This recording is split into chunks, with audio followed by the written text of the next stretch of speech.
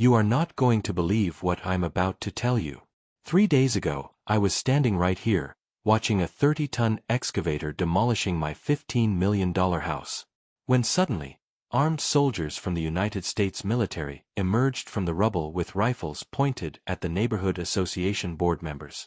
But that was just the beginning of the craziest story you'll hear this year. And I guarantee, once you find out what was really hidden underneath my ugly house, you'll understand why 47 HOA members are now facing federal prison for military espionage.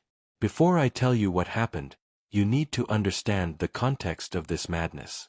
I live in a gated community in Beverly Hills, where houses cost between $5 and $20 million. Look at these houses around me, each one more beautiful than the next. Infinity pools, magazine-style gardens, garages with cars worth more than small commercial buildings. And then, there's my house. A simple house, with peeling paint, a messy yard, no luxury at all. But I made it look that way. On purpose. Because no one, absolutely no one, had any idea what was hidden underneath that house. What was beneath it, not even the CIA knew.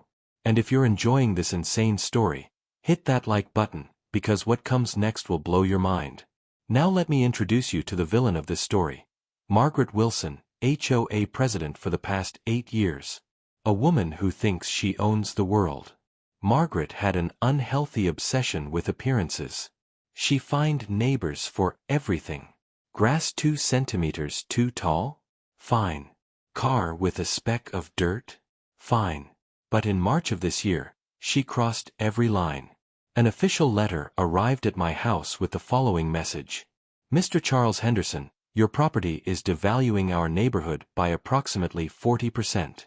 You have 30 days to completely renovate your facade or demolish and rebuild according to our aesthetic standards.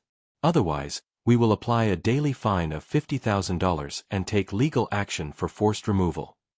$50,000 a day. But Margaret had no idea who she was messing with. Over the next 15 days, she sent me 15 different fines. Fine for tall grass, for visual disturbance, for depreciating common property.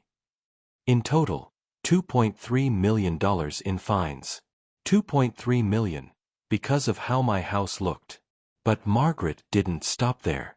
She started a defamation campaign against me in the neighborhood WhatsApp group. Said I was a problematic resident, that I was contaminating the neighborhood with bad taste. One of her messages said, "We need to unite against this neighbor who is destroying our paradise. He clearly doesn't have the class to live here. Let's force him to comply. Or get out." My blood boiled. But the worst was still to come. Because on April 15th, Margaret made the biggest mistake of her life. And that's when everything changed. 6:30 in the morning. I woke up to a deafening noise in front of my house.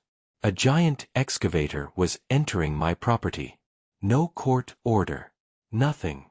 Margaret had hired a demolition company and was invading my land. I ran outside in my pajamas, yelling, "Stop! You have no authorization for this." The machine operator showed me a paper signed by Margaret, saying the HOA had ordered an immediate demolition. And then, she arrived. Margaret herself, with 12 more HOA board members. All of them looking like they owned the world. She looked me in the eye and said, "Charles, you had your chance. Now we're going to fix this problem once and for all. Your little ugly house is going to be rubble, and you'll thank us when your lot value doubles." But that's when I smiled. Because Margaret had no idea what was about to happen. As the excavator began tearing down the exterior walls of my house, I took out my phone and made a very special call. A number I only use in extreme emergencies. And this was an extreme emergency. Margaret, on the other hand, was recording everything on her phone. She posted it to her Instagram story with the caption, "Finally getting rid of the undesirables. #Beverly Hills Clean #Quality Standard." When I saw that post, I nearly exploded with rage. But I stayed calm. Because I knew that in just a few minutes, Margaret's life was going to change forever. And then, when the excavator smashed through the living room wall, a military-grade steel structure appeared.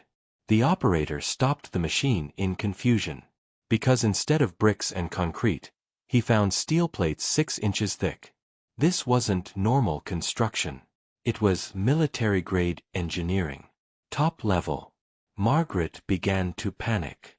She yelled, "Keep going. I don't care what's in there. Tear it all down." But the excavator couldn't even scratch the steel. That thing had been built to withstand bombs. And that's when you heard it. The sound of military helicopters approaching.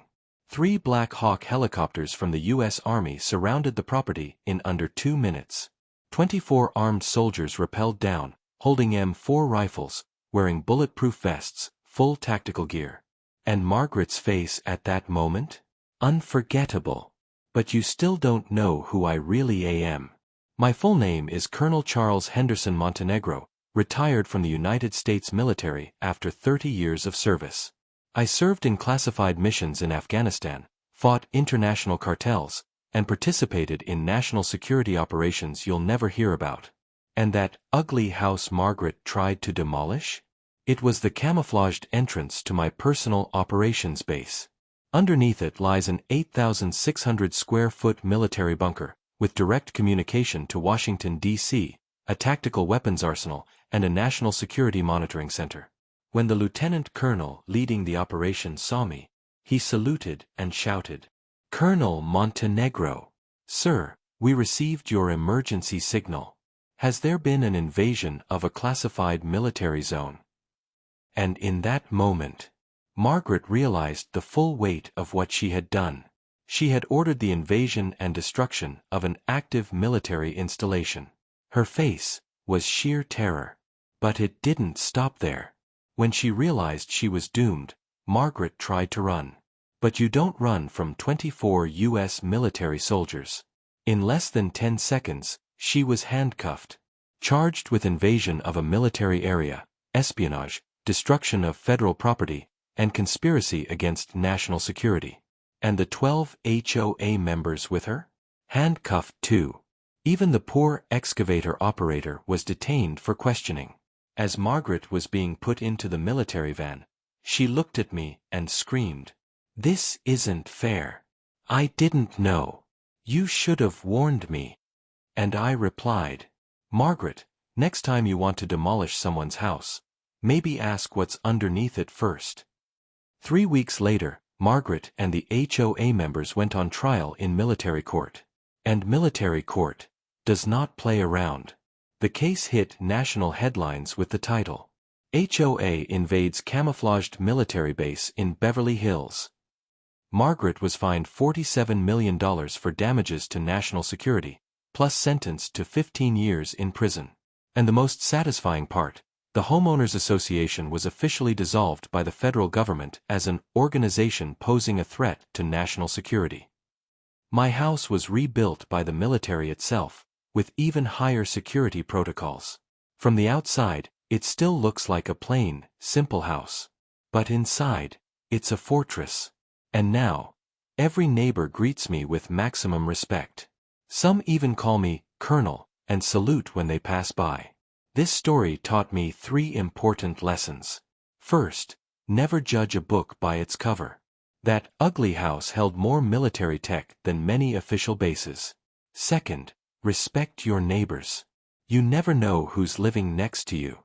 And third, sometimes, the best revenge is simply letting people suffer the natural consequences of their own actions.